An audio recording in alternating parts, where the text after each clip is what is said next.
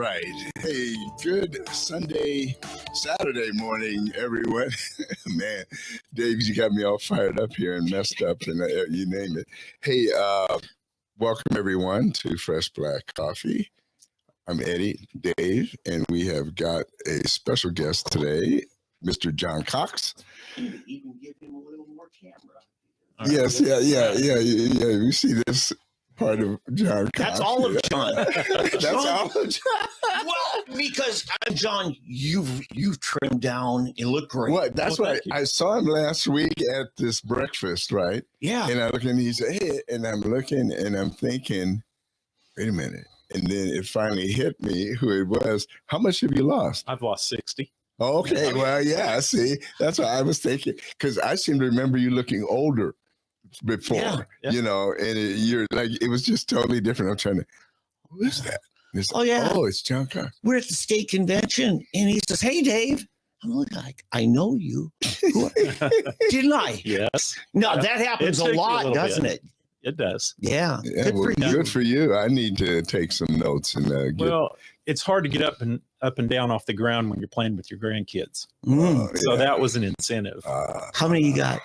I have six grandkids and 2 under the age of 1. Nice. So yeah, we just love them. Oh yeah, love our babies. Yeah. For those of you that aren't familiar, John has run for the state superintendent of education a couple of times, the last couple of times, and John says 3rd time's the charm. It is. Yes, absolutely. So we're looking forward to that, and that's why he's here with us today. So we start the program off with educational focus. So anyway, I wanted to ask you, so your prayer breakfast, or not prayer, isn't definitely not prayer breakfast, but your breakfast you went to today, was it as full as it was last week? Almost as full. Yeah, it's the McGrath breakfast, a really good place to John be. McGrath, yeah. Yeah, absolutely. Great guy. You betcha. 100% supports me, so I'm proud of that. So I'll say that right. That makes him a good guy. It does. Yeah. It does. Mm-hmm. And okay, was there a special guest today? Yes, one of the governor candidates, Mike Mazie. Oh, sure. Mike's been here today. Yeah. Hey, also. I mean, he did a great job. Yeah, a few months ago he was here. Yeah. Very personable. Right. Oh, yeah. For full disclosure, I've talked about this before. I'm actually a part of his campaign now. Oh. I don't know if you knew that. No, I mean, his dad, Jim, has been a friend to your campaign last summer for city council. Right. And he's been a friend we've been friends now probably 20 years. Yeah. Yeah. He's a good guy. James Mazie worked for what's called, what is it? FCI, Air Force Satellite, something in communications. It's some Air Force as a civilian. Right. They deal with satellite. He tells me about this different technology they're working on, stuff that just blows your mind. And I actually had breakfast. I would have come, but I went to a different breakfast and with Jim Bridenstine. Okay. And that was interesting. Boy, we had some talks. Man, that thing went all over the place. We were talking about life on other planets. And I mean, like I said, it was far from political. We were talking life on other planets, new technologies that he's aware of and things that none of it top secret, but things he's been working on. So it's always interesting meeting with Jim. Yeah. And another gentleman, a couple of gentlemen. Yeah, actually, there were probably 4 and a half. One of the guys brought his son, so it was fun. But yeah, it's good. It gives me an excuse for getting up early. There you go. On Saturdays. Yeah. Otherwise, I'd be asleep until I come into here, you know. And my wife's out of town. She comes back today. Yay! She's been visiting daughter and grandkids in California, and so I'm glad to have her back. But we are very happy to welcome into the studio once again one of our candidates for the superintendent of education for the state of Oklahoma. And John, so how have things been other than your weight loss? How have things been since the last time you ran? So what are you doing? Are you still a superintendent in Peggs? So Yeah, you still have your same job. Yeah, Okay. I've finished 31 years. I'm going into 32 years as a school superintendent there. Mhm. This will be my 40th year in public education. So the school district there, 40 years. Wow. the school district, the Board of Education, those are your boss. They are, absolutely. And they've kept you around for over your fourth decade now. I'm very humbled about that. Yeah. Yeah. Well, good. Absolutely. They're good people, good community people. And that's what I love about my school, where it's all about community and family. Yeah. And it's just, they've taken great care of me. So I have a win, and they would love for me to be in this position in the state superintendent, but they would also love for me to be there. Well, as much as I'd like to talk to you, I'd kind of like to talk with them about you. Oh, yeah. Are any of them helping your campaign? Well, they have busy lives because they're business people. Sure. And, and they have their jobs. So, and it's my job to take care of them and kind of be their arms. I agree, because their job is to hold you accountable in your current position. It is. And I've seen that happen before, where it kind of corrupts their first duty. They're elected by the community to make sure you're doing it right. Oh, yeah. And I work for them. Yeah. I mean, at their pleasure. Yeah. So Let me ask you, so as far as Peggs, how large is your district? we have about 175 students now, and we probably lost about 20 in the last couple of years. And we see that everywhere across rural Oklahoma. Schools are just losing kids, and we're not sure where they're going. But yeah, we're that size, and we're typical. There's probably about 200 to 250 schools our size across the state. You think some of these satellite programs like EPIC, the homeschool, the new age homeschools, is that putting a dent in some of your? I think like EPIC, for instance, they come and go. And so we see a lot of them coming back to us, and we work with those kids to get caught back up. But for a certain population, EPIC and those type of charter schools are just absolutely great for those families. Right. And I'm a homeschool proponent. I think that's probably the highest level of education you can get when your parent is 100% involved in your education. Right. You just got a whole bunch more votes right there. Well, no. But I believe that, though. I'm a homeschool all the way through. Okay. Yeah. And I tell you, here's my question is, during COVID, when it really shut down a lot of things, how did it affect your district? And did you utilize home base in your ongoing education there? It was extremely tough. And as soon as we could get back into face-to-face, we did that. And then we even tried to stay, because there was a year after that where people were trying to get back in, and we just jumped right back in because we could see the value of a teacher right in front of the child.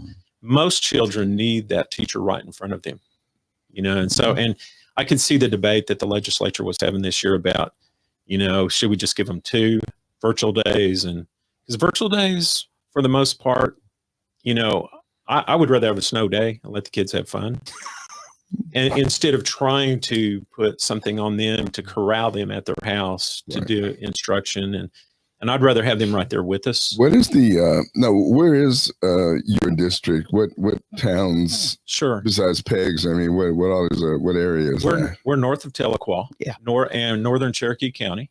Okay. We have about 86 square miles, and I describe that as hills and dirt roads, and we have Highway 82 that comes right through us, but mostly creeks and streams and water. And, wow. Good deer hunting. Sounds like a nice place to live. Yeah, lots of deer. Yeah. It's a beautiful place to be. To get back to you, Dave, on the situation, I think I'm more like John. To me, one size does not fit all.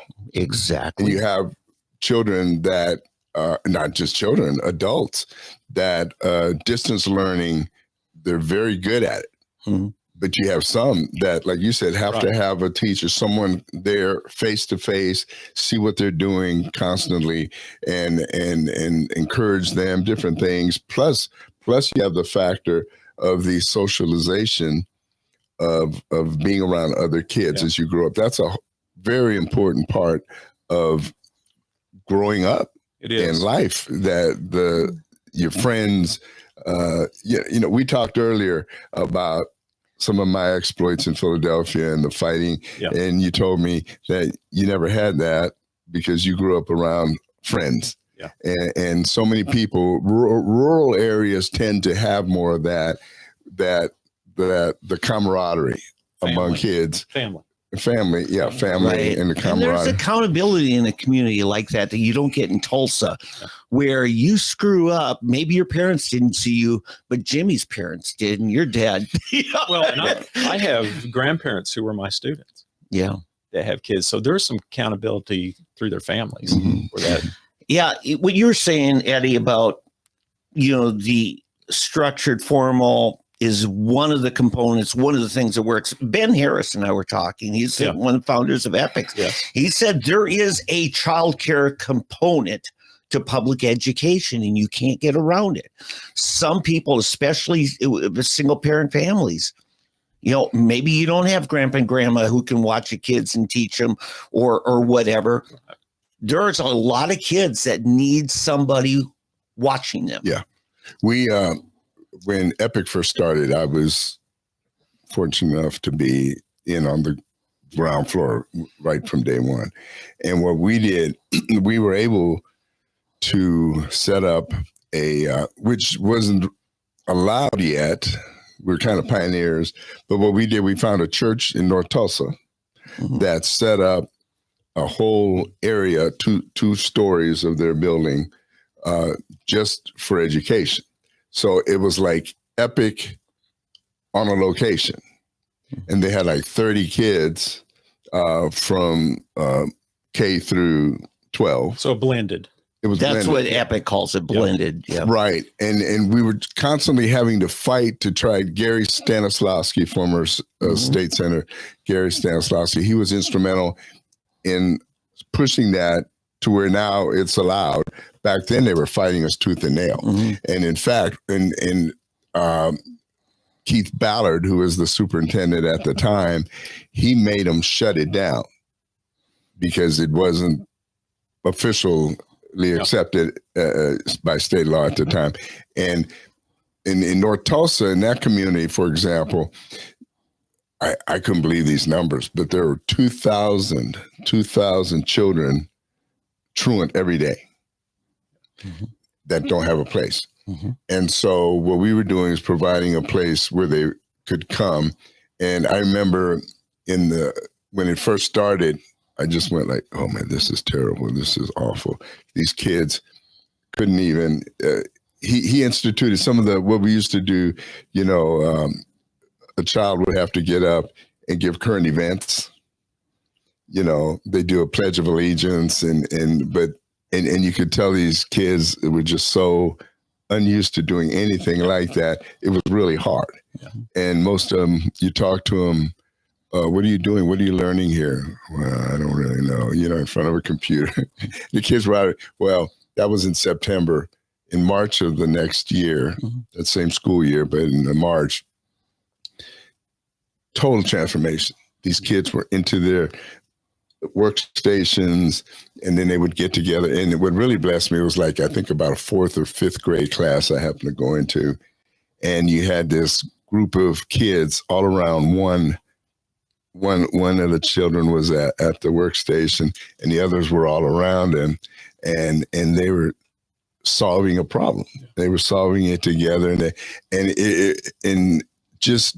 then I asked one young man, what do you like about it? He said, I feel safe. This was like a 12-year-old kid. I feel safe. He came out of the McLean area up there in North Tulsa.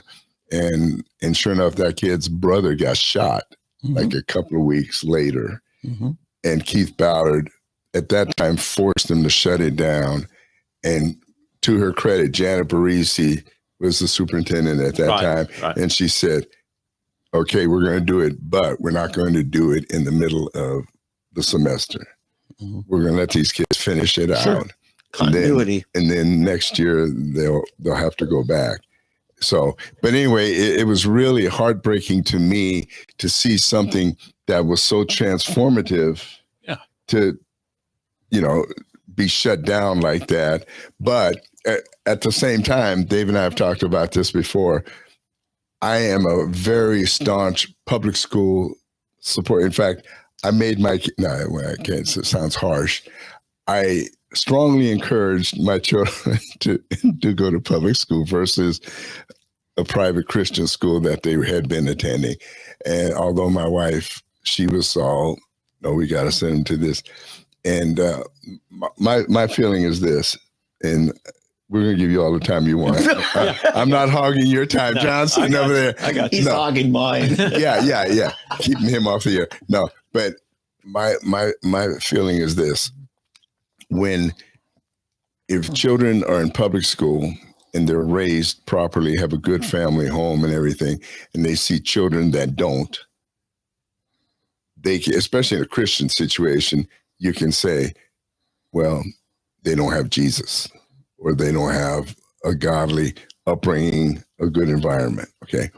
But when you're in a supposedly godly environment, a Christian school or something, and those kids, teachers, parents are just jerks and just make it miserable for the students, then it actually turns the kids against everything. It does. And so that was always my feeling. That's the only reason I felt like that.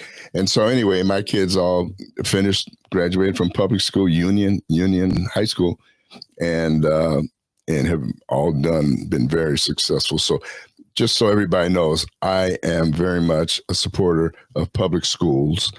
I'm not anti-private schools, but they don't work for everybody. Yep. Just like phonics doesn't work for everybody. Right.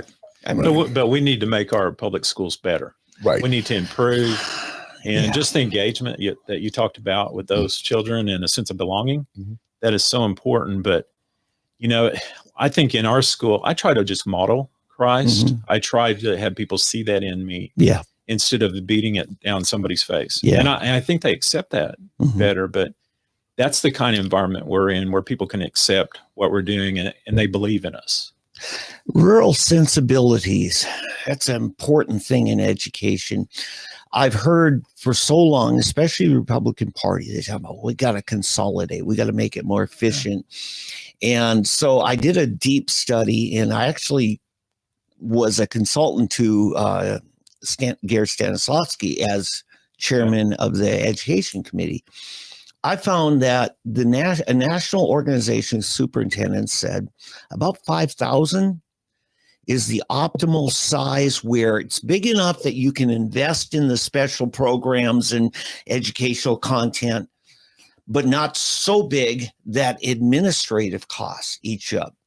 This is a thing a lot of 5,000 students in a school district. Okay, not one school. I was going to say, because we've got one here in town.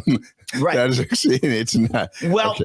Because in 1889 Institute, Byron Slomak did a deep dive on all the regulations in public school.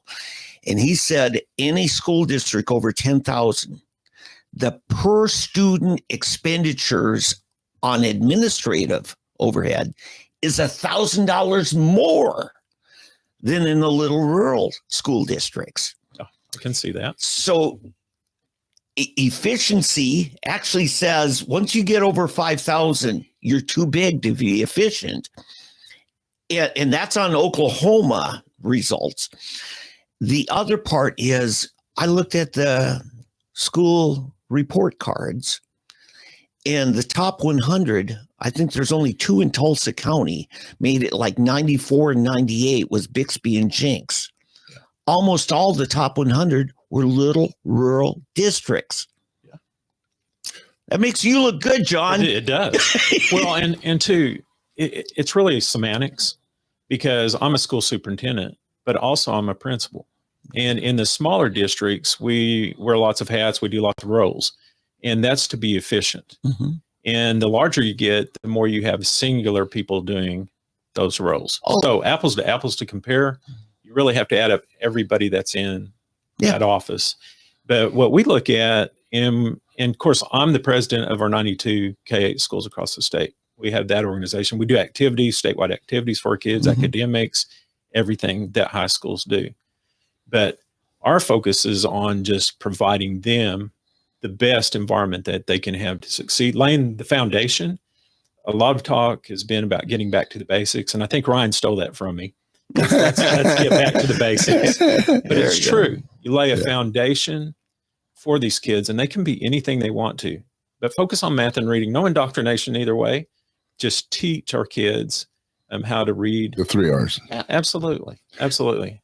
Now, let me ask you, your school, what percentage would you say ends up college? We have, percentage-wise, it's probably just like the national average. 23% is national average on any school, on kids going to college.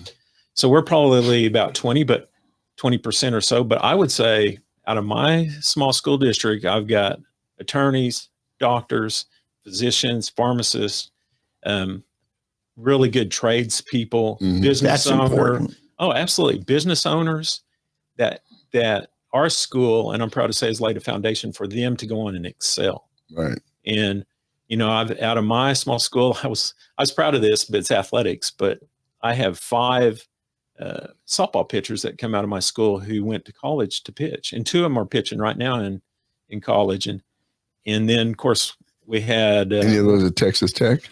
No. Well, or Texas. There's only one pitcher at Texas Tech. What did you say, A&M? No. So, I'm sorry. Well, I'm sorry. no. So, and we had one, he's a great person, but he went on to play in the Canadian Football League recently. And now he's back coaching over at Muskogee now. I had one that went to the minor leagues in baseball. So I'm saying all that because we're not exclusive to our school.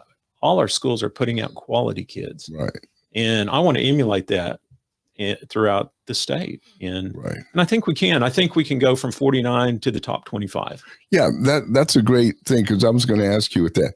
How do you think Mississippi is right now the model of achievement and moving from, I think they used to be 50 out of 50. Yes. Yeah. And well, number one, I heard this morning at the breakfast. They're number one now. Well, that's what Mike you got to ask who puts together the criteria to judge this, because that's important. Okay. Too. And 2, I would really like to know actually where we're at, because I know about NAEP, the national assessments. They only test about 2 to 3% of our students across the state, if that many. They're judging an entire state based upon those test scores. That's important. And so if they're doing North Tulsa or North Oklahoma City, just don't know. You just don't know. Yeah. But I want a realistic view of where we're at. Right. And then I want us to be in the top 25, because it doesn't matter where our kids come from. We don't give our kids let them have excuses of where, if they're from a 1-family home or they're poor or anything. We don't allow the excuses. We just tell them. Exactly. That's perfect. Now, do you think, is there a certain thing that you could model after Mississippi? Let's say, do you know what they've done to bring their, even if they're not number one, let's say, but they're top 10 or top 25, as you want to let us get to, what have they done that has worked so well? What I understood this morning, what I've been hearing, is that they really implemented a reading program and a statewide director in reading, and to emphasize that, putting money directly into reading programs. My look at it is, like at my school, we do a great job teaching reading. But when it comes to a point where we have to do these assessments, we stop all new instruction and we work test prep to pass this test to look. And so if I can really implement what I've been talking about for several years as a growth model, and we do it anyways at schools, we test periodically to see where they're at and immediately focus on where their deficiencies are or where they need to work on, instead of waiting 3 months to get the end of the year test. We can make advancements. And that last 2 months that we test prep can be brand new instruction. And we can test on the very end of the school year, the last day, and know where they're at, and then in August start right back up right there. So you're saying the last 3 months of the school year are generally across the state spent on test prep? If you don't do it, you're not going to score very good on the report card. Mm-hmm. My school consistently scores good on the report card. But there's two factors on it. If you improve too much one year and your grade goes up, the next year you can't improve like that. So your grade goes down. Right. And so we experience that. But what we do and what we know is that our kids are being taught what they're supposed to be. Mm-hmm. And I would like to do away with the 2 months test prep, teach brand new material and get them ready for high school. Right. And so important to what we do. I just earlier gave you an argument against this bigger is better in education in school. And I really didn't answer district. No, you didn't. But here's where I'm going with this now. I talked to a guy when I did a big study on centerpolitics.org years ago. And given that 5,000 is kind of a nice range, I said any school district over 10,000 needs to be broken up, which means Tulsa would have to be broken up into 4 or 5. I think it'd be better for Tulsa. And we talked about that. Right. Yes, we did last time you were in. Here's my thought is if you're going to consolidate little schools, the important thing is you got to do rural with rural. I had one parent says, I am not sending my kid from OK into Muskogee. I said, Muskogee's got 7,000. They're already too big. They can't take another. It'll make them worse. I said, Fort Gibson's too big. You can't do any more on that. But getting rural districts to combine resources so you have a better ag program, a better auto shop class, preparing kids for the trades. Yes. Because right now, because it's people going to liberal arts colleges that are running our schools, they're basically getting our schools to be miniature versions of liberal arts. Where do the trades get taught? Where do they get respected? And we have one of the best trades business in the nation as far as education. Our technology centers are the best. Yeah. And they do an excellent job on that. Mm-hmm. But what I like to talk about is not size of school or number of superintendents, but the efficiency of a school. And so if you come into my school and we're not efficient with our money, something needs to be done about us. Mm-hmm. And even in a large system, and I remember you talked about Keith Ballard. I remember 2009 or 10, he dismissed about 300 administrators that year. And I'm sitting there going, how did you have 300 administrators that you could dismiss? and really and so that says a lot. What position was he in at that time? He was superintendent. State superintendent. No, he was Tulsa. Yeah, okay. That message to me was, where is the efficiencies? Because you can go into these small schools, 200, 300, 400 kids, and they're a lot like me who do various jobs. We do federal programs.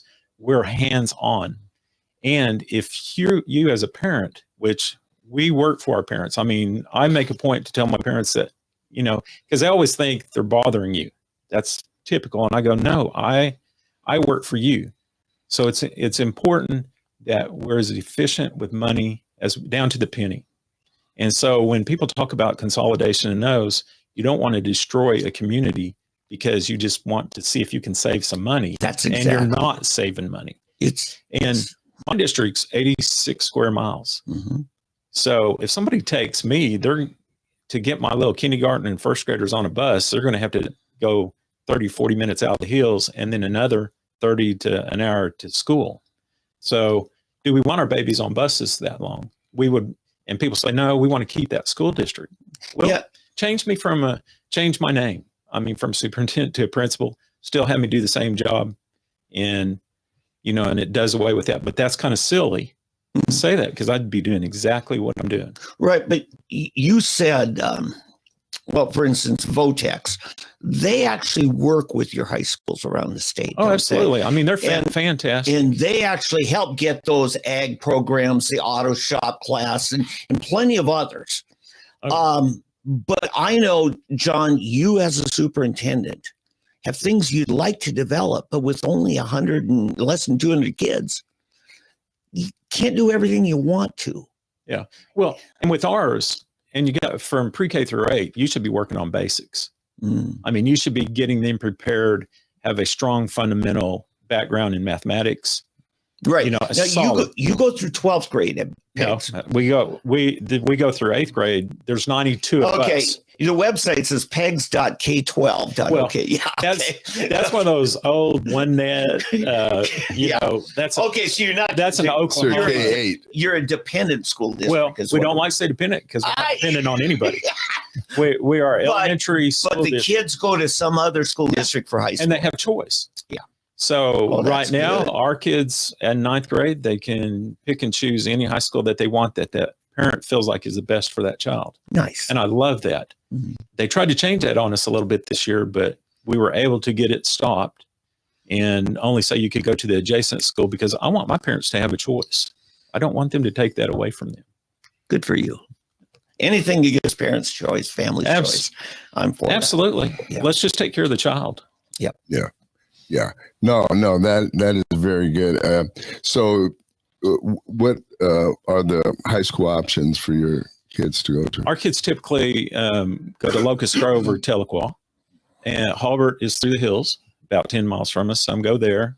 Sequoia Tahlequah has a really nice high school program there. Is that a public school? It is a BIA school, right? But I think their K through 8 is an immersion school. Okay, which is a public school. There's not a tribal component required. You don't need the right bloodline to go there. Well, I say no. I think you do. Yeah, actually, I think you have to have tribal affiliation. Yeah. Okay. Now, how long are the bus rides to high school? Then are they some of them are pretty depending on which one you want to go? So that's an odd thing too, because transportation districts are different. So Tahlequah kind of comes into our transportation area, and Halbert does, but Locust Grove does not cross the line. Mm-hmm. But they've changed all that now where a bus can go anywhere. Like I could bring a bus to Tulsa, pick kids up and bring them back to Peggs if I wanted. Wow. So they've actually changed all that now. See, in Union, they quit taking kids to the local school some days. There's days that if your parents don't get you there, and then this studio is right across from the old Bird Middle School, right? We're near Memorial. Kids are going to this school that live in Fairmont Terrace down by the river, 8 miles, 15-minute drive. If those kids don't make the school bus, they ain't going to school that day. Wow. Because you're not going to have, do I want my kid walking 8 miles through town with gang lines? What are we dealing with here? The busing is an important issue. But that brings up another point. Yeah. There's a shortage of bus drivers. And they've made it so difficult to become a bus driver that we can't find them. Back in the day, when I got my bus driver's license, you typically got your CDL, and then you went and took a test. They made sure you put your seatbelt on, and you knew the basic rules. Now you actually have to be able to climb under the bus, name some parts of the deal, and like you're a mechanic. Oh. Yes. And so we've got people going and failing the test when they would be great bus drivers. Now, fortunately, public safety, they've created a special license that doesn't have a bunch of that air brake questions. Because a lot of our buses don't have air brakes. Right. So like my CDL and my bus driver's license, I don't drive a bus with air brakes. Yeah.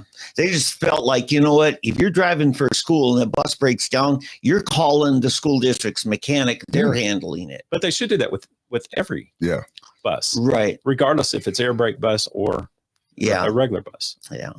And some of this is federal standards that are basically interpretation of federal. Oh, good point, John. Good point. Interpretation. So there are a lot of things that people really don't see.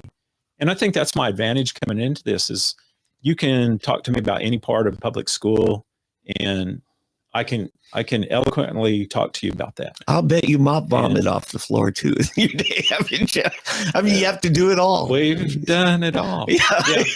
But I have good people around me that go, no, I got it. But you should do it all. Yeah.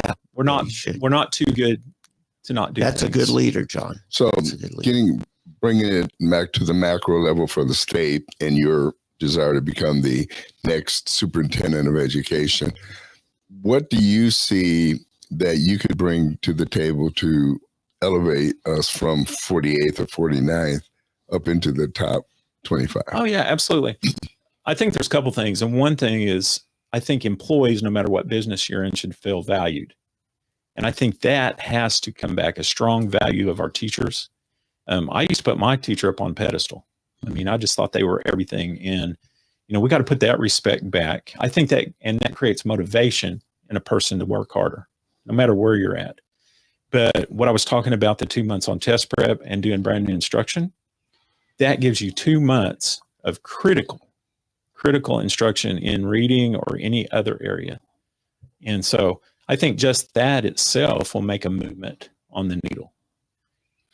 Do you think the OEA is somewhat of a hindrance to education? I hear that a lot, but they don't bother us. I think they advocate for that group of teachers, but they don't get in the way of what I do. And people can argue about that. They push for other agenda items that I don't agree with. But as far as what I do in my public school and ones I know about, they don't have that impact. Is there a large membership in the OEA among your teachers? No. Okay. No, I don't think I have any. It's more there might be a couple that's POE, which professional climate educators. They're more conservative Christian teacher group. That's the way I view them. And so we have a great relationship. Right. And so I want people out there advocating for our teachers, but I don't want to push an agenda on them either. Back in 17, 18, there was a teacher walkout. It was a wildcat strike. But what a lot of people don't know, thanks to the horrible news media, only about a third of the schools were affected by it. Yeah, I think we went up there one day. I think we did. But did you shut down the school? No, because we have babies out there. We have young people that we need in school. But the thing is we still supported the state and what our teachers were feeling. And basically that's kind of where it got off kilter, is that our teachers should have been respected more, and they should have had more pay at the time. And, probably when I first started, I was advocating for $35,000 pay. Mm-hmm. That's when they were making 32. And then I was saying they at least need to make 40 a living wage. Mm-hmm. And now we're at 50,000. They should make 50,000. I told a bunch of teachers there in Rotunda, I said, you'll never be paid what you're worth. No. And I'll tell you why. Because they need you hungry enough, your administrators, that you'll come down here and pick it. Because nobody cares if a bunch of superintendents go down there and raise a ruckus. Yeah. But it's Susie's fourth grade teacher. Now they're listening. It's a different ballgame. But how do you respond to the fact that you have private schools that are paying less? They do pay less. And yet the students academically do better. And I would almost say that it really depends on what teacher they have in those private schools, because I don't really know if private does better than public or public better than private, but it is the teacher that you have in that room. It boils down to that. It's the family commitment to it. Exactly. Because you look at culturally, Eddie and I have a young man that's come in here and works with us on things. He's from an Asian family that, by and large, I'm going to sound racist. I'm going to pigeonhole and everything. I don't care. The societal respect for education process varies from one culture, one ethnicity to another. It does, yes. There's something. Did I get in trouble? No, I don't think so. But to your point, if you're making a commitment to put someone in private school, you have that family, because they have made, and like I said about homeschool, you're making that commitment. So that is going to be the highest priority. In other words, they care enough about your education to seek out that school and pay the money to get what they think is a better education. Right? But we have parents that have kids in public school that have the same care and the same desire for their child to do the best they can. Oh yeah. 700,000 kids. And that's what I hear people say, well, we just need to get rid of public schools. But I'm thinking, well, what about the 700,000 kids out there? What are they going to do? They're not going to go to private school. A lot of private schools can't take them because they don't have room. Right.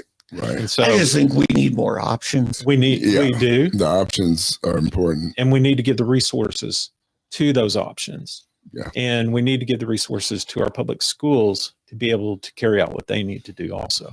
It's like I said earlier, I am very much a proponent for public schools. All of mine, my daughter got a full scholarship to Pepperdine, which is now I think $100,000 a year. At that time, it was just 20 some years ago.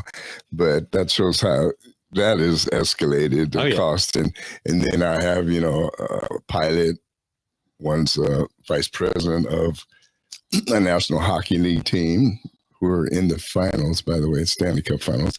And then, and the other one is a chef and builds restaurants. So, and that was all out of public school. Yeah. And so, like I said, I just hate the public schools that are failing, which brings me to the point. Yeah. What can you do? For example, let's take our current superintendent. It's like they fight him tooth and nail for every little change he wants to make. How do you feel you could deal with, let's say, North Tulsa, North OKC, some of those districts? There's probably others, probably in Muskogee and in the other cities, the cities around the state, that you're going to have to deal with maybe an unfriendly audience. So what do you propose that maybe Ryan is not doing now that you could do in a better way? So I'm a strong proponent for local control. I absolutely believe the people in that community should have the power and authority to change things. And if you go into inner city Oklahoma City, it really should be those people that make the transformational change. They should be the ones that give their voice, and then we should come back with resources to help make that happen. They have to care. That community has to care about what goes on before it's going to happen. If I go in there and I try to be a bully and say, you're going to do this, well, there will be a fight. But if I can go in there and go, how can we make this better? Do you want your kids to have these opportunities? What can we do for that? And engage those people. I think that's where you make change. You can't go in and just bully somebody to do something. And you have to do it in a different way. And my leadership style is to engage people, really listen to them and try to figure out what their needs are. And it's like y'all said earlier, every community is distinct, and you should cater your tech systems to the area industries that are around there, so those kids can actually learn that trade, go right back to those companies and make a great wage in that community that they live in. And those are things that are really wanted. But I think that's what I bring to the table. I think Ryan has broken the glass ceiling. I was thinking about that yesterday, as far as, the authority of a state superintendent and what they can do to get in, to make changes. And just what I was saying about the assessments and doing those to help schools get better. We can also target the resources, and we can just be a help to our public schools. And I want to be a strong service organization. The Cox administration will be a strong service organization to these public schools. But I think we put responsibility on the communities to make their school better. They should be the ones that care if their school is not good enough. Amen. You're right. And then you take that power and you help increase what they're doing.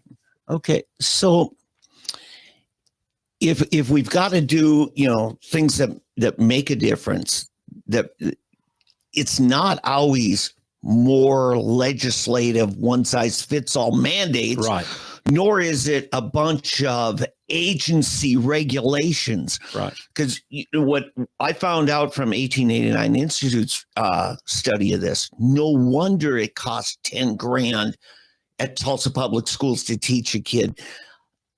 The reams and reams of education, from the school lunch to the busing program to the size of the desk and all this.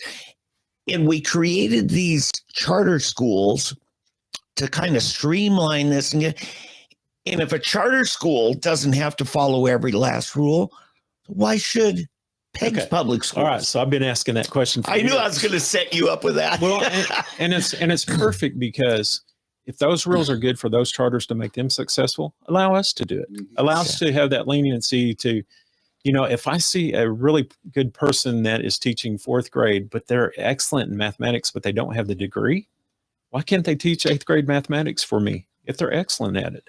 And why can't I, as a superintendent or a local school board, go, we want to put that person in that position? Right now, you can't do that because they don't have the degree. They don't have the certification in certification. That area. Yeah, they don't have it. And so that allows a local district to make those decisions, to put people in place where they need to be. Yeah, but I see a bunch of conservative lawmakers getting so frustrated with public schools that they're just going to say, well, here's where we're going to mandate this and mandate this. And a lot of their proposals end up making things worse. It can. And I think a lot of proposals are out of frustration, and some of them are local. Yeah, it's not statewide, a statewide concern. It's more of a local concern that they're making a statewide. But I think an advantage I have, I believe I've earned respect from a lot of our legislators and ones that are in positions of power and leadership. And I think we can all work together to maybe not make a law, but let them see that I can take care of those things that they see important. Yeah. And I think the whole thing about public ed is that you can't do anything unless you can motivate a child. Motivation is the key to passing a test. It's a key to getting good grades in school or going on and doing a career. We have to be good at motivating kids. That's the difference between somebody just looking at it as a job and someone who feels a calling to this vocation. I would love to stay at Peggs forever. Yeah. I mean, they genuinely take good care of me, and they allow me the autonomy that you're talking about to make decisions for the betterment of a child. And my life I'm at a place in my life right now where, I don't need this, but I see it so important. The state needs it. These kids need that. Mm-hmm. And my grandchildren, my babies are going to be coming up through that system. Mm-hmm. And I want something that is very, very great for them. Mm-hmm. And so it's selfish on my part to say that, just for my own, but I feel like if my own kids and grandkids are benefiting, everybody's going to benefit. Yeah. Now, don't mayors of community also have a role to play, or city government? Because, I think of Tulsa, for example. It's like, he's got this. Like, are you going to get me in trouble here? No, I won't get you in trouble.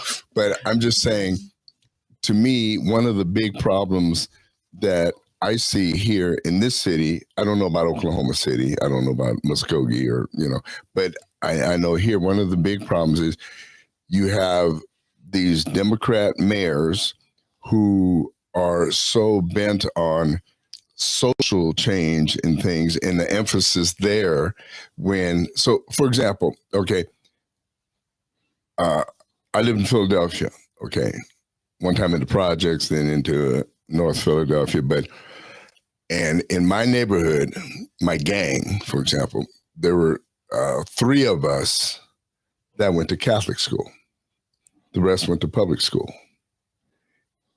After school, you couldn't tell the difference. I mean, we were as bad as the other guys, and they were as good as us. We did the same stupid stuff. But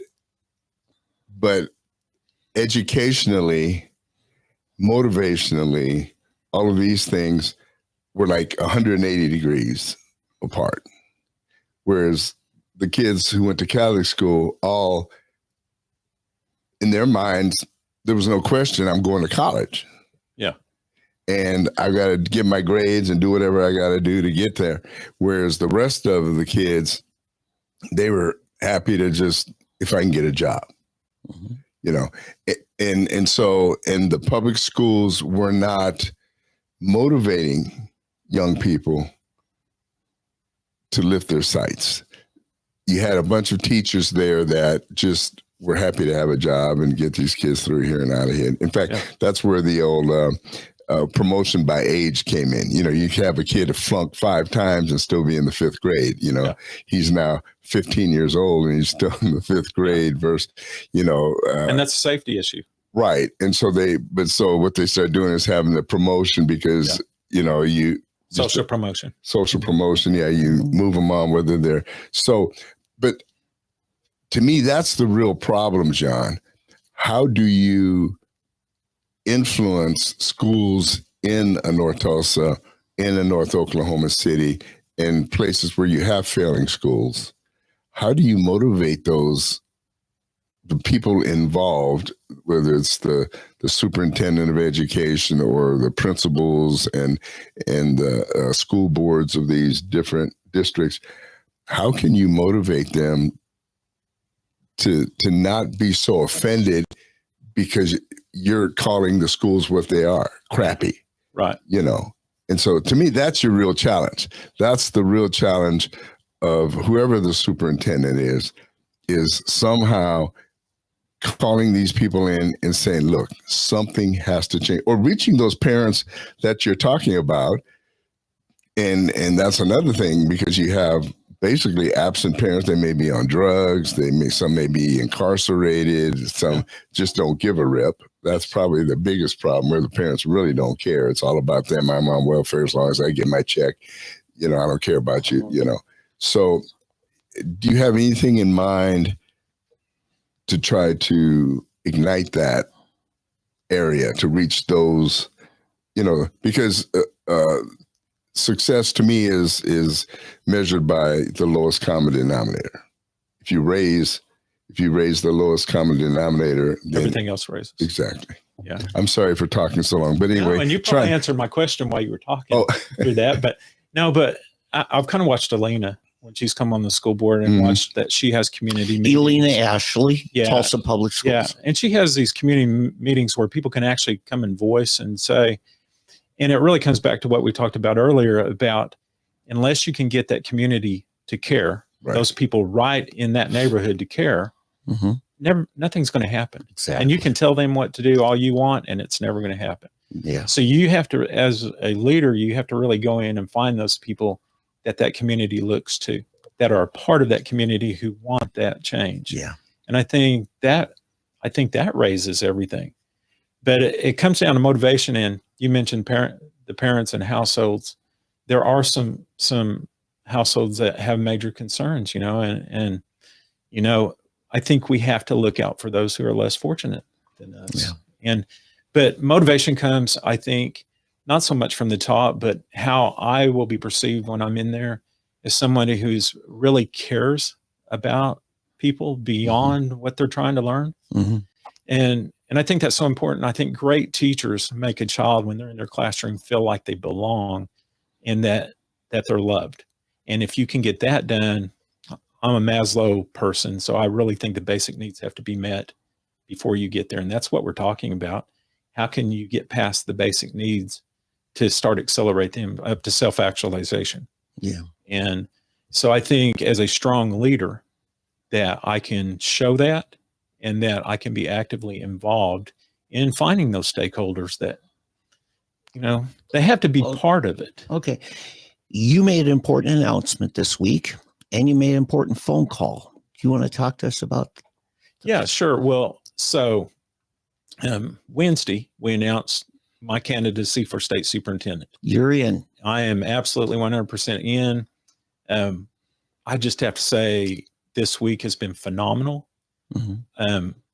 I've always believed, in all these times I've ran, that I'm on God's time. I didn't care. I really didn't care about me. Okay. I just felt like there was a service to do. And if it was my job for those 2 times to get out and talk about points to be made, things we need to be doing, that was it. But I had people reaching out from all over the state going, we are excited. And not just, you know, key people that can make a difference, like you were talking about in these communities. So I am very proud to be out there and be a voice, and not only for rural Oklahoma, but for all children across the state, and trying to do things for them. And even if they go to public or not, you know, my job will be for those 700,000 students, but that don't mean I don't care about the other students that go to other places. Who else is in? Right now, we have the Bixby superintendent, and I think he and Superintendent Walters have had this ongoing feud.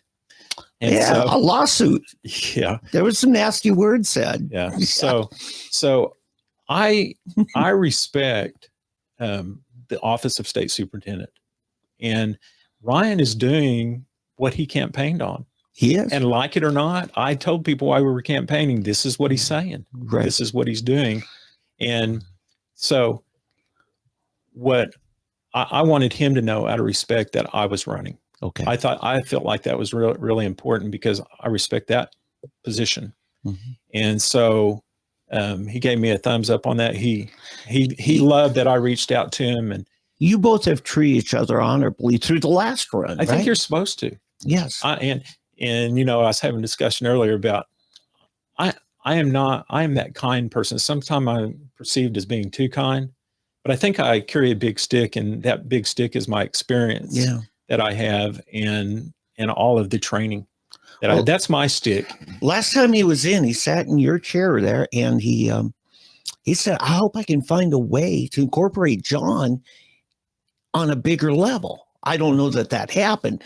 Now, your style is different than his. It is. But the values are probably closer than people might. Extremely conservative. Yeah. And you know, and how can you argue against getting pornography out of the schools and having appropriate materials? And that's book burning. You're book burning. Making sure your libraries are appropriate. You can't argue with that because it's true. I mean, it is. And so those are things that, you know, I will carry on to make sure that we don't have any indoctrination. No, nothing but learning. Yeah.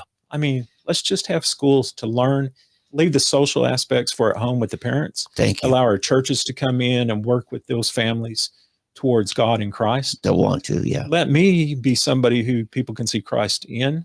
Mm-hmm. And instead of me slapping them over the face and saying, yeah, you need to be a Christian, let them just see how we live. Do you think Ryan's a candidate? For a state superintendent? For another term? I think he is looking, I honestly believe he's going for a higher position. He's looking at other options. And that's why I reached out to him, because I can't wait if I'm going to do this and if he's not. Mm-hmm. And so he'll tell people on his own time what he's doing. I just believe it's going to be for a higher position, but I wanted him to know up front what I was doing. Now, we've invited Ryan to come back. In fact, a year ago, he said, Dave, I need to come back in. I said, but he's extremely busy. He hasn't been, and I don't take it personally in that, but I think if Ryan's not in this race, if I was a betting man, I'd bet he'd be saying, I feel safe with John. I think he would. And Eddie, I believe that. I believe that's true. I think fundamentally all the social, all those issues that we could talk about for hours and say we don't need in public schools, and we just need to get back to the basics and those key things. Well, it's interesting because I think, you know, I've supported Mr. Cox, the last Dr. Cox, excuse me, John's good. John, yeah, John is good. That's good. Anyway, but I was supporting you against, what's her name? Janet. I know Janet. No. What was that? Joy Hoffmeister. Yeah, Joy, joyless Hoffmeister. Yeah. But anyway, and then I supported you last time. Dave was a big Ryan fan, and I like Ryan. Don't get me wrong, I like Ryan, but I just felt with your background, your experience, you could bring more to it. A lot of people, I think, voted for you because it's a party deal. You were a Democrat before.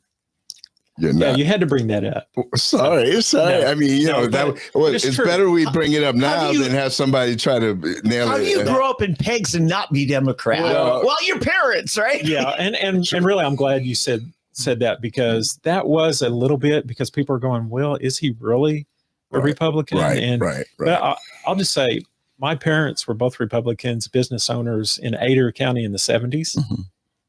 That was a rarity. And so then we moved to Delaware County, where I went to high school. Mm-hmm. At 18, I filed as a Republican. Yeah, my parents were. That's what I did. Mm-hmm. But then I went to try to vote, and there was nobody on the ballot. Mm-hmm. Yeah. And I thought, how would I make a difference? How will my voice be heard? And so you went from Delaware to Mays to Cherokee, all three staunch Democrat. But as the process, when I ran, I found out more about, do I agree with that issue, Democrat issue? And I just go. Yeah. But see, I've always been that way. I mean, people know me. I got kicked off the executive committee of the Republican Party in Tulsa once because I supported a Democrat. Yeah. But to me, see, until we're able to get off of that thinking, you vote for the person, not the party. Now, generally, the party is messed up. The one party, the Democrats, are messed up, but that doesn't mean everybody that's a Democrat is not right. I was a Democrat with Republican values, and everybody kept saying, "You're a Republican." Yeah. And, I didn't even know about party. I just knew I had to go do something to help public ed. Yeah. And then I found where I lie, and I'm a conservative Republican. Yeah, look, I'll tell you, I was down 8 years ago in Pushmataha County, Antlers. You've been down there, right? I have been. Okay. I'm at their county Republican convention, all 12 of us in the room, right? And she says, now our state convention's in May, and then you have about 2 weeks to re-register as a Democrat so you can vote in the June primaries. That's the Republican county chair telling them re-register so you can vote in the primaries. Yeah. Yeah, but I'm where I'm at. I mean, I'm where I'll be here regardless of this outcome, which I honestly believe I am going to win. Third time's the charm. But regardless, I'll be till the rest of my life. By the way, in the last 10 years, that's changed now. Yeah. Almost every county's majority Republican. Yeah. And so what you had to do 10 years ago, back when you were a Democrat, that's what you had to do in rural Oklahoma to have a voice. Yeah. But it's changed. Well, and honestly, if I would have ran against Joy and I would have been the Republican and she the Democrat, the outcome, I would have been state superintendent. And that would not have been on God's time. And that I believe that. I believe there's timing for everything. And I think this is the appropriate time with how Ryan has divided everything out, and I can come through and pick the pieces up and put them together, and we can do great things through our public education. Right. Yeah, very good. I love it. How do people get in touch with you, get involved in your campaign, find out more? Oh, yeah, absolutely. Talk to the camera. Yeah, so go to cox4ok.com. Doesn't matter how you spell it, cox4ok.com. You can find me, Elect Dr. John Cox, on Facebook. And then, of course, my cell number is everywhere, but it's 918-720-4019. I answer. If I don't, I'm talking to somebody. I'll call you right back. But we're going to make this happen. I've absolutely loved the last 4 days and people reaching out. And then I love these conversations. Good. I do. Absolutely. Yeah. Well, thank you very much, Dr. Cox. You're welcome, John. It's funny. I have a theological background and minister and all, but and I'm ordained, but I will not let anybody call me reverend. Well, it's like Jesus told the Pharisees. Yeah. There's nothing more reverent about me than Dave, and Dave's in a mess. Hey, John, thank you very much for coming in. Yeah, we've always enjoyed it. We saw each other at a breakfast, last week? Yeah. And at first I didn't know who it was because of the weight loss again. And congratulations once again, by the way. I'm training. Yeah. Well, I need to follow that. But anyway, I just realized, and then he asked if he could come on. I said, definitely, let's do it. Yeah. No, it won't be the last time either. A year from now, we're going to be coming up for the primary. Yes. Right. That's going to be big. We hope we have you in, getting close to the primary. When we do, one of the things I'm going to want to talk to you about, we didn't today, is Trump wants to take the money from the federal Department of Education and give more autonomy, block granted to the state. Oh, I would love to have that conversation. Yeah, we need to have that talk next time. Yeah, because I want to be state superintendent and handle those block grants. Yeah, there you go. I do. Yeah, absolutely. Yeah. Good. So that was your short answer. He'll get into it much deeper next time. Yeah. All right. And we will see you again. And thank you again for coming in today. God bless. Bye. Thank you.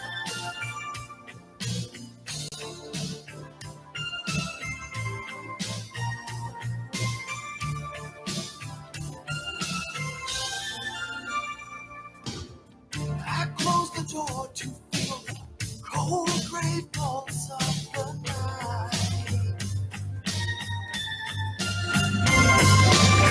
My soul grows warm within, yet I'm sad and still by the side.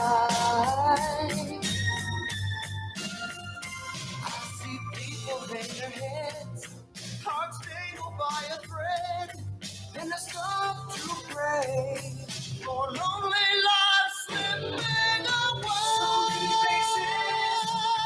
So many lives, so many lives, trying to survive,